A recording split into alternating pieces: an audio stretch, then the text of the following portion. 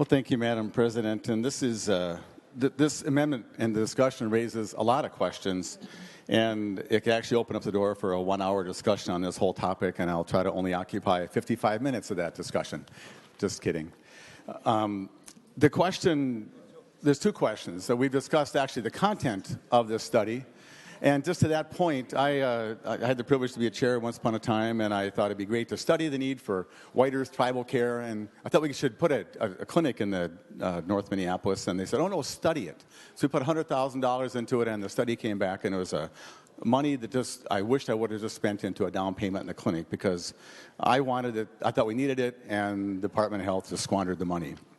There is no assurance that spending $500,000 or $1 million or $2 million will give us enough information to even answer this question. But beyond that, Madam President, and eventually I'm going to ask Senator Cohen if he would yield, so I can't see from the back of my head if he's there, but I have a question for him coming up pretty soon. But I want members to understand that when you're short, when there's a finite amount of money, which there is in this budget, this biennium, 41, 42 billion or something, plus all the extra monies from the feds, which seems limitless, and they're in debt 19 trillion. We spend some $71 billion in all funds. That this bill itself is spending money beyond what we can afford. And so at some point we have to choose what is the most essential thing to buy, what's an important thing to buy, what's a nice thing to buy. And Madam President, with respect to Senator Sharon's bill, I think this would be a nice thing to buy. I wish that I could afford to buy something like this and have the kind of money laying around that's going to be represented by this, by our state of wealth. But this bill spends $962 million over the 3 years coming. That's a lot of money.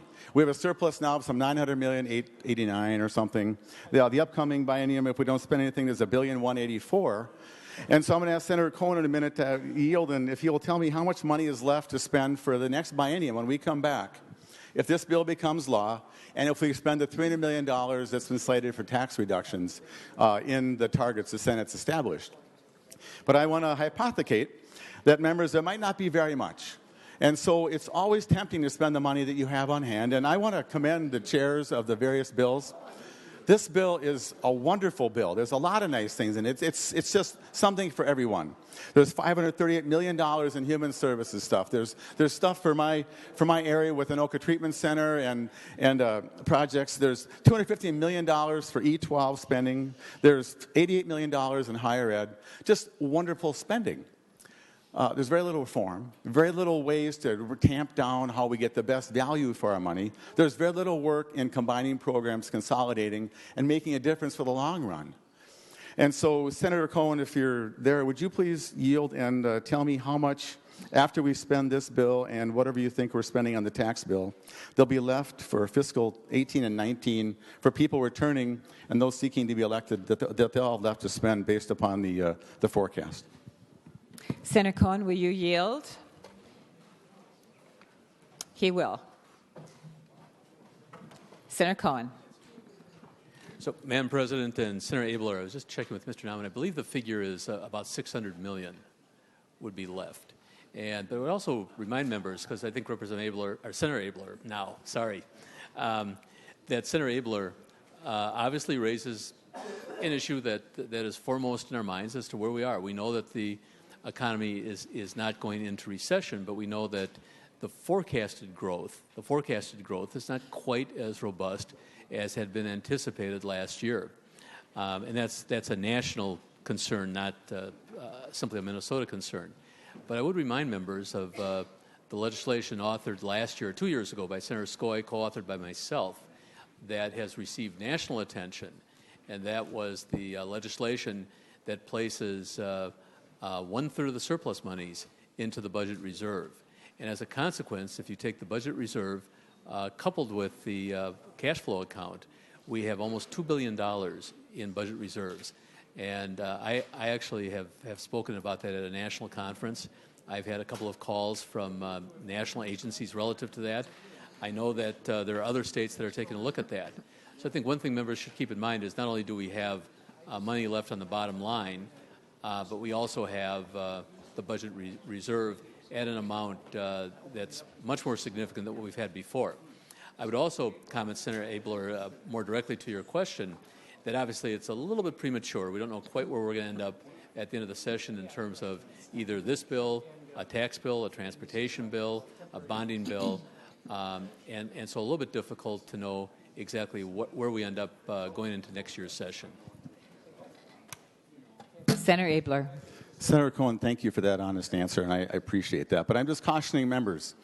You haven't lived until you've been a chairman living with a $6 billion deficit. And I just want to remind members also, these forecasts that come out from the MMB, these are wonderful things to pass on to your constituents, Madam President, and those who are listening, because it provides a really good Minnesota-centric business view.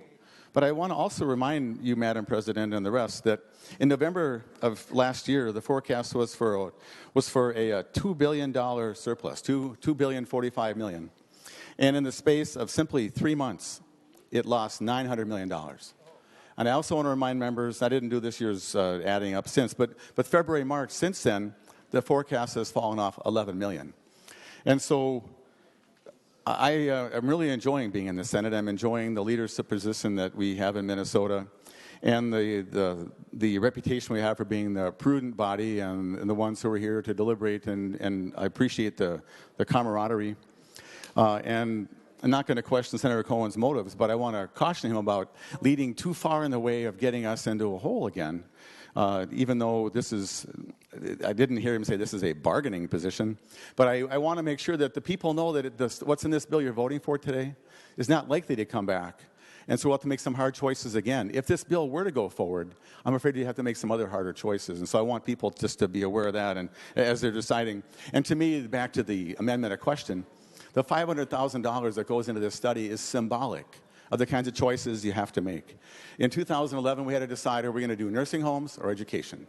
Are we going to do transportation or parks? Are we going to do art, or are we going to do after-school programs? And those are some very challenging choices we had to make. Actually, this might be my last talk of the day, so if I just finish up my third reading comments, I passed out a piece of paper, but it's to the point at hand about the Healthcare Access Fund. For members' benefit, I asked the MMB to give me a nice chart of the current status of the Healthcare Access Fund. And that's this blue chart that you can look at. And you can see if we leave it alone, if we don't touch it, it lasts till 2023. And there is a proposal that we would advance, that we would continue that at 1% or 2%. That has not become law and was not in the governor's proposal.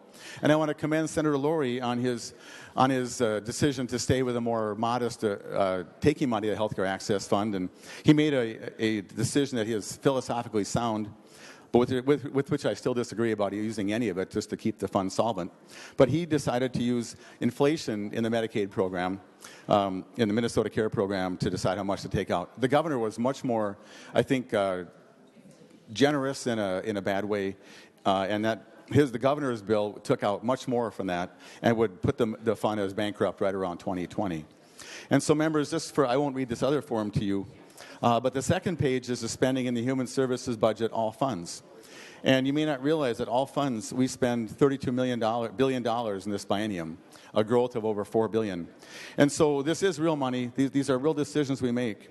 And in my opinion, if we had to make a simple one that's symbolic, we would actually approve the amendment and show that we can actually make some choices ahead of the time. We have to make hard choices. Madam President, I appreciate your indulgence, and thank you to the members for their attention.